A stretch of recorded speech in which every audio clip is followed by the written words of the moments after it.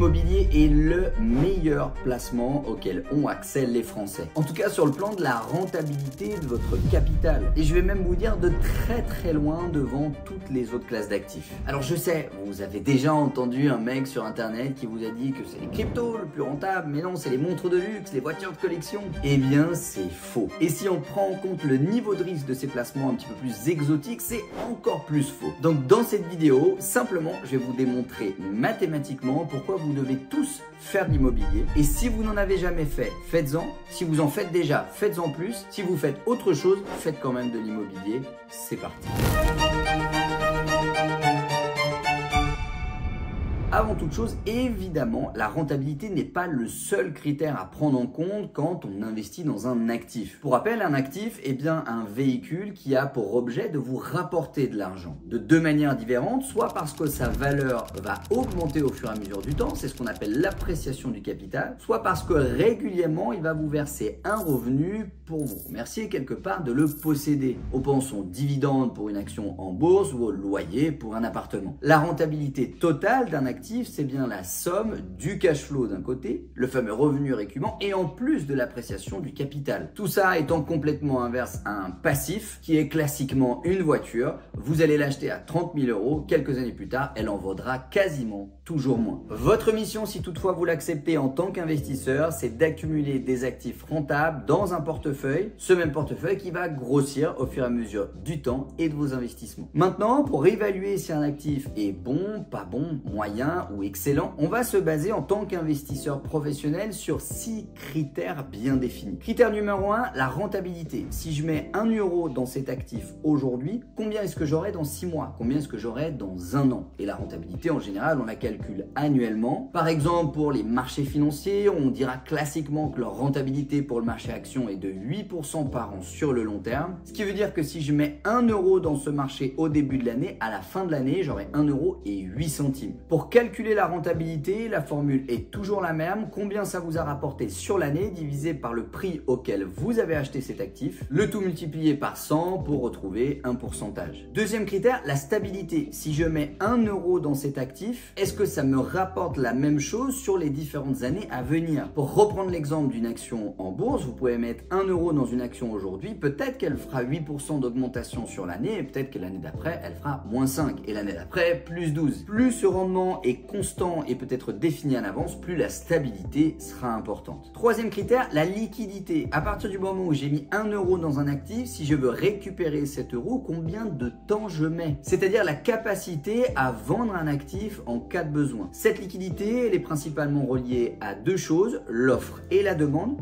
Plus il y a de personnes qui veulent vendre cet actif en même temps que vous, plus ce sera difficile de le vendre facilement. À l'inverse, plus la demande est importante pour ce genre d'actif, plus il y a de personnes qui veulent vous acheter ce que vous avez, plus ce sera facile de le vendre très aisément. Quatrième critère, la difficulté de mise en place. Évidemment, acheter un appartement ou une action en bourse ou créer un NFT, ça ne demande pas du tout le même travail et les mêmes compétences. Et on pourrait donner comme synonyme de la difficulté à mettre en place la passivité. C'est-à-dire à quel point ça ne vous demande aucun effort d'acheter ce genre d'actif et de le gérer au quotidien. Cinquième critère, le cash flow, la capacité de l'actif à vous verser régulièrement du revenu pour vous remercier de le posséder. Et enfin, sixième critère, peut-être le plus important, qui est le risque. C'est la probabilité estimative de perdre du capital, en plus ou moins grande mesure d'ailleurs, qu'on pourra diviser en sous-catégories, à savoir le risque court terme, le risque moyen terme et le risque long terme qui peut être complètement différent. C'est bien en fonction de ces 6 critères que vous allez analyser un actif, quel qu'il soit. Encore une fois, on peut parler de montres de luxe, des œuvres d'art, une action en bourse, une obligation d'État américaine ou un appartement dans un quartier parisien. Et maintenant, on va faire le tour de ces critères pour les 6 catégories d'actifs principales auxquelles vous aurez accès dans votre carrière d'investisseur. Dans la description de cette vidéo, vous aurez directement accès aux documents qu'on va remplir ensemble à partir de maintenant, qui analysent les 6 critères qu'on vient de voir ensemble pour les 6 catégories d'actifs qu'on va analyser, à savoir les actions, donc une part part du capital social d'une entreprise, les obligations, une part de dette d'un État ou d'une entreprise, les matières premières, dont le grand maître de cette catégorie est bien sûr l'or, les actifs numériques dans lesquels on va mettre les crypto-monnaies, les NFT, etc., etc., l'immobilier, on va ici parler de l'immobilier physique, et enfin le private equity, l'investissement qui consiste à investir dans des startups.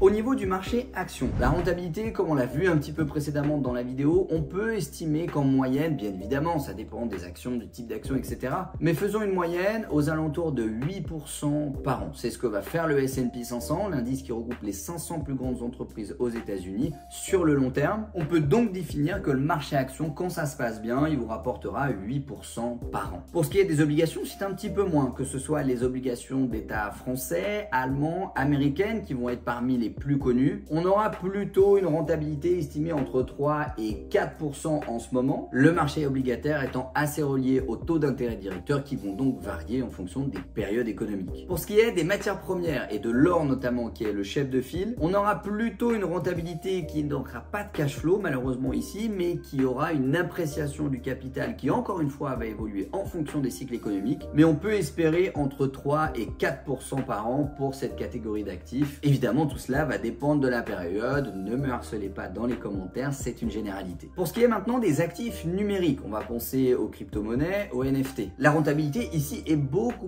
plus importante. On peut facilement, une fois qu'on sait trader sur le marché des crypto-monnaies et investir intelligemment son capital, aller chercher du 15, du 20, 25, voire même beaucoup plus que ça. Mettons ici un rendement sur capital aux alentours des 30% par an pour un investisseur qui connaît ce marché et qui sait faire. Et évidemment, ça dépendra encore une fois des périodes, mais généralisons un petit peu. Voyons maintenant pour ce qui est de l'immobilier. Une grande partie d'entre vous vont me dire, Tim, d'après les études, l'immobilier c'est plutôt entre 5 et 6% à l'échelle nationale française. C'est vrai pour ce qui est de l'actif, mais ici on parle de la rentabilité sur votre capital. Si vous mettez 1 euro sur une action qui vous rapporte 8% par an, à la fin de l'année, vous avez 1 euro et 8 centimes, comme on l'a vu. Maintenant, si vous mettez 1 euro dans un bien immobilier, vous allez bien évidemment, parce que vous êtes un investisseur intelligent, utiliser l'effet de levier bancaire, auquel n'importe quel Français qui travaille et qui a un salaire a accès. Admettons que vous décidez de mettre 10 000 euros dans l'immobilier, vous allez pouvoir, dans la conjoncture actuelle, acheter un bien aux alentours de 100 000 euros, et ces 100 000 euros vont être placés, allez, admettons, à 6%, c'est-à-dire qu'ils vont vous rapporter 6 000 euros par an. Sauf que 6 000 euros par an de rentrée sur lesquels vous allez, ok, payer des taux d'intérêt, admettons qu'il vous en reste 4 000, ça fait quand même, les amis, sur 10 000 euros investis, 40% de retour sur investissement sur votre capital. Et c'est la raison pour laquelle l'immobilier à effet de levier est le meilleur placement en termes de rentabilité que vous pourrez trouver. Non seulement en fonction de la rentabilité, mais aussi les différents critères qu'on va voir un petit peu plus loin dans cette vidéo.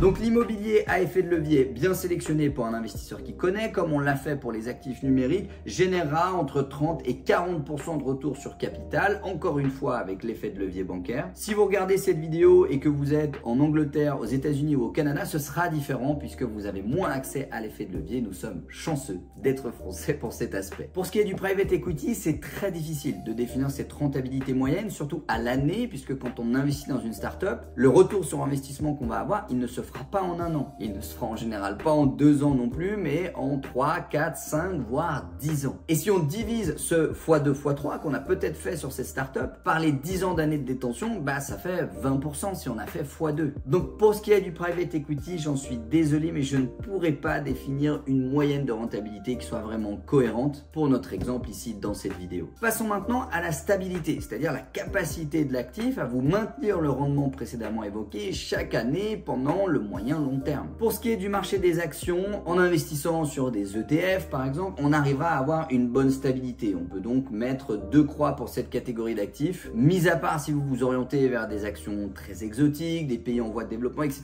Vous arriverez quand même à avoir une belle stabilité sur le marché des actions. Pour ce qui est le marché des obligations, c'est considéré comme un marché très stable. On mettra donc 3+ pour cette catégorie d'actifs. Les matières premières, c'est un petit peu la même chanson que les obligations. Elles sont d'ailleurs souvent regroupées au sein d'un portefeuille. On mettra à nouveau 3+ pour cette catégorie d'actifs. Pour ce qui est des actifs numériques, là, c'est beaucoup plus compliqué. La stabilité, elle sera pas du tout au rendez-vous. On mettra donc même 2- pour cette catégorie d'actifs. C'est vraiment parmi la famille d'actifs qui sera le moins stable de tout ce que vous pourrez trouver. L'immobilier est également une valeur très stable, notamment parce que la rentabilité est majoritairement évaluée grâce au au loyer que vous allez retirer. Et c'est d'ailleurs pour ça qu'on parle de rentabilité locative et non pas de rentabilité patrimoniale, qui inclurait à la fois les loyers et en plus l'augmentation de la valeur de votre capital. On pourra donc ici mettre parmi l'actif le plus stable qui existe pour ce qui est de l'immobilier. À minima au moins autant que les obligations et les matières premières, je mettrai 3+ pour cette catégorie. Enfin, pour ce qui est du private equity,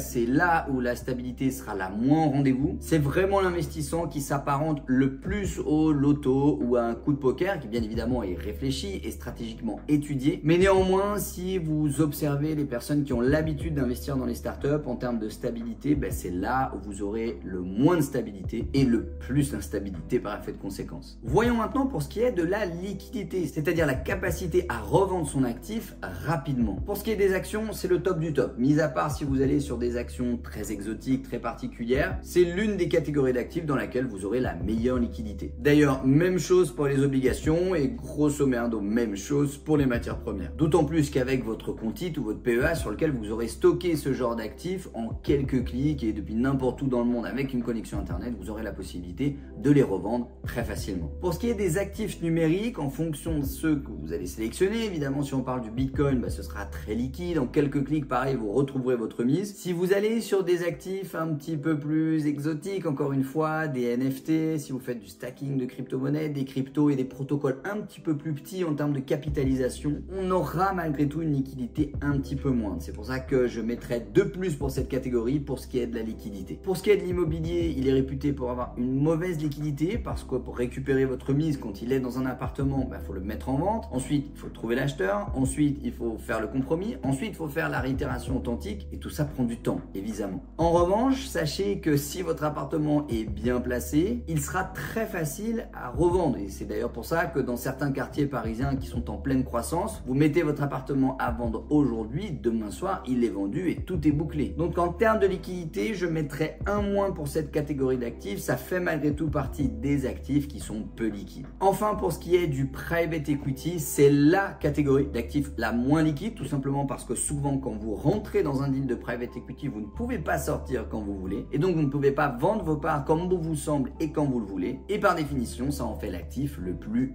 illiquide. Passons maintenant à la difficulté de mise en place. Dans cette catégorie, rappelez-vous, j'inclus non seulement le fait que ce soit difficile d'accès, que ça demande du temps de travail ou que ça demande une quantité de travail importante pour acheter, revendre, gérer au quotidien votre actif. Pour ce qui est des actions, en termes de difficulté, il n'y a rien de plus facile que de se connecter sur son compte IT ou son PEA, d'acheter une action Louis Vuitton, puis ensuite de la garder dans son portefeuille, de recevoir des dividendes si on a et d'attendre tout simplement qu'elle prenne de la valeur. Raison pour laquelle en termes de difficulté, c'est le top du top. Il y a grosso modo rien de plus facile et ce sera strictement la même chose pour les obligations. En quelques clics depuis votre compte IT ou votre PEA, vous pourrez en acheter, en revendre et arbitrer tout ça. Pour ce qui est des matières premières, c'est très facile si vous le faites via des CFD sur votre compte titre ou votre PEA, ce qu'on appellera des trackers. En revanche, pour ce qui est de l'or, pas mal d'investisseurs aiment investir dans de l'or physique que vous pouvez stocker chez vous ou directement dans certaines banques, notamment les banques suisses qui sont assez réputées pour faire ça. Donc en termes de difficulté, j'aurais tendance à mettre 2 croix pour cette catégorie d'actifs, même si ça peut être plus simple si vous utilisez uniquement des CFD sur un compte titre. Pour ce qui est des actifs numériques, même chose. Si vous achetez du BTC sur votre compte Binance, ce sera très facile de le faire, de l'arbitrer, de le revendre. Si en revanche vous travaillez sur des projets un petit peu alternatifs, que ce soit du stacking de crypto, la construction d'un NFT ou autre chose, ce sera un petit peu plus compliqué. Malgré tout, ça reste un actif très accessible et c'est pour ça que je lui mettrai 3+ également pour le niveau de difficulté. Pour ce qui est de l'immobilier, c'est là où le bas blesse, je l'avoue, c'est l'actif qui vous demandera le plus de travail, le plus grande difficulté de mise en place, de gestion quotidienne et de temps de travail globalement pour pouvoir l'acheter, le gérer, le faire tourner ou le revendre. C'est donc pour ça que pour cette catégorie d'actifs, en toute franchise avec vous, je mettrai 3-. C'est clairement le genre d'investissement, si vous n'êtes pas prêt à y consacrer du temps, à réfléchir et à travailler avec votre actif, c'est la catégorie sur laquelle il faut peut-être le moins aller. Alors malgré tout, ce qui est cool avec l'immobilier, c'est que vous aurez des alternatives. Vous pouvez tout à fait investir dans ce qu'on qu'on appelle la pierre papier qui va regrouper à la fois les SCPI qui sont des placements financiers assez faciles à mettre en place ou également des REITs qui sont des actions d'entreprises qui elles font de l'immobilier et on retombera dans la catégorie d'actions en termes de niveau de difficulté. Néanmoins, quand on investit 1 euro dans un REIT, ce REIT va peut-être rapporter 5 ou 6% sur l'année. Il nous reste 6 centimes à la fin de l'année, soit 6% de rentabilité en moyenne et pas 40% pour ce qui est le cas de l'immobilier physique à effet de levier. Enfin, pour ce qui est du private equity, on a une certaine difficulté de mise en place. Pourquoi? Parce qu'il faut avoir accès au deal. Alors même si aujourd'hui ça se démocratise, notamment via le Blast Club, qui est ce club d'investisseurs fondé par Anthony Bourbon, qui donne accès vraiment à monsieur et madame tout le monde au même deal que ceux que lui il pourrait avoir accès, ça reste quand même en général des deals privilégiés, surtout quand vous voulez investir en amont du projet, avant même que la commercialisation soit lancée. Et ça vous demandera même parfois une implication dans la boîte ou dans le board de direction de celle-ci. Je mettrai donc un plus pour ce niveau de difficulté à investir dans cette catégorie d'actifs. Voyons maintenant pour ce qui est du cash flow, c'est-à-dire la capacité de l'actif à vous rapporter de l'argent régulièrement, idéalement tous les mois ou tous les trimestres au fur et à mesure d'une année tant que vous en êtes propriétaire. Pour ce qui est d'une action, je mettrai un plus. Pourquoi? Parce que certaines actions versent des dividendes, certes,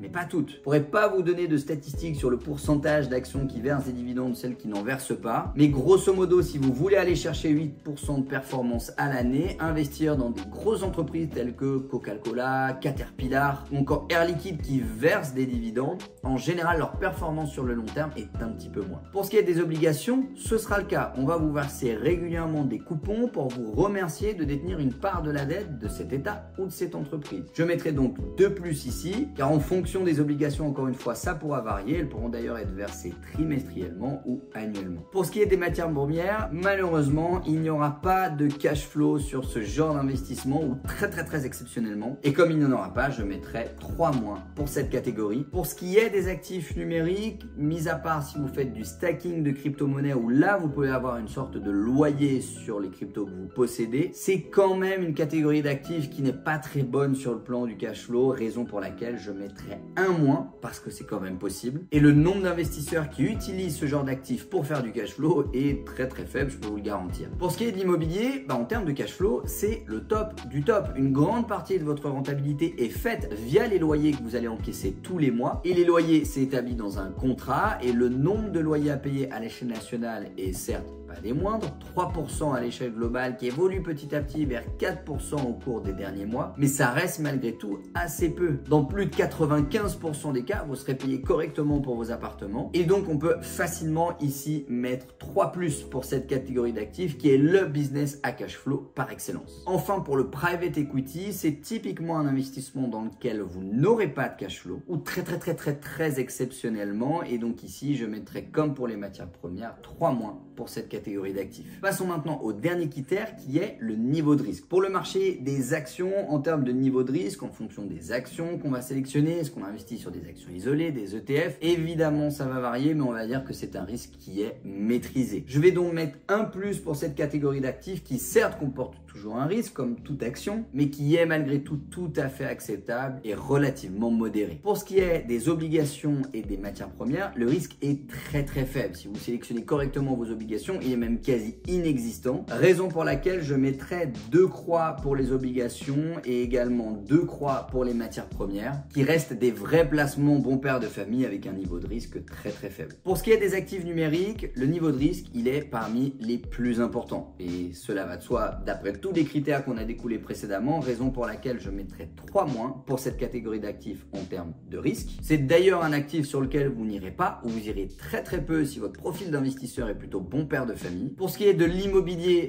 c'est le top du top. Il n'y a pas de placement aujourd'hui qui puisse vous offrir un niveau de risque aussi bas que l'immobilier locatif. Et donc, par fait de conséquence, je mettrai 3 plus pour cette catégorie d'actifs. Et enfin, pour le private equity, c'est là aussi où le niveau risque sera parmi les plus importants. Et donc, je mettrai à nouveau 3 moins pour cette catégorie d'actifs. Synthèse de tout ça, chaque catégorie d'actifs a ses points forts, ses points faibles. Et d'ailleurs, vous pouvez constater par vous-même que chacune des colonnes qu'on a analysées ensemble comporte au moins une fois les 3 croix. Et chacune des colonnes également comporte aussi les 3 moins ou la rentabilité la plus basse. À vous maintenant de faire votre tambouille personnelle, de dessiner votre camembert, quel pourcentage vous allouerez à l'immobilier, quel pourcentage vous allouerez aux actions, quel pourcentage vous allouerez aux obligations. allocation. Et en fonction de cette répartition, c'est ce qui définira votre profil d'investisseur. Vous pouvez d'ailleurs prendre le problème par les deux côtés, soit commencer par votre profil et en faire découler votre camembert, ou faire votre camembert actuel et en deviner du coup quel est votre profil si vous n'y avez jamais réfléchi. En tout cas, voilà pour moi la raison pour laquelle vous devez tous faire de l'immobilier. Tout simplement parce que quand on regarde cette colonne, il comporte quand même de nombreux avantages et c'est en tout cas pour ce qui est de l'immobilier à effet de levier l'un des placements les plus rentables auxquels vous aurez accès. Prenez soin de vous et vos investissements. C'était Tim.